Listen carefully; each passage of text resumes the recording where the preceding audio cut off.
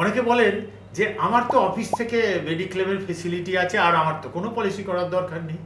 খুব ভালো কথা। আমি একটা কথা বলি, আপনি এই অফিসেই সারা জীবন চাকরি করবেন এরকম কোনো গ্যারান্টি আছে? আজকে আপনার অফিস থেকে একটা হেলথ ইন্স্যুরেন্সের ব্যবস্থা করা আছে, মেডিক্লেমের ব্যবস্থা করা আছে, এটা তো আগে ছিল না কোনো একটা সময়তে, পরবর্তীকালে থাকবে। আপনি ভাবতে পারেন যে আমি যে কোনো সময় যদি না থাকে করে নেব, তা আপনি কি চাইলেই যত খুশি অ্যামাউন্টের হেলথ ইন্স্যুরেন্স নিতে পারবেন?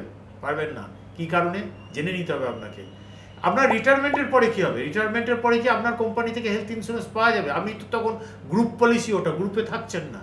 তো এই সমস্ত জিনিসগুলোকে নিয়ে আগে থেকে চিন্তা ভাবনা না করলে পরে কিন্তু খুব অসুবিধা হতে পারে। আমরা রয়েস ফাইন্যান্স একটা ওয়েলথ ম্যানেজমেন্ট কোম্পানি।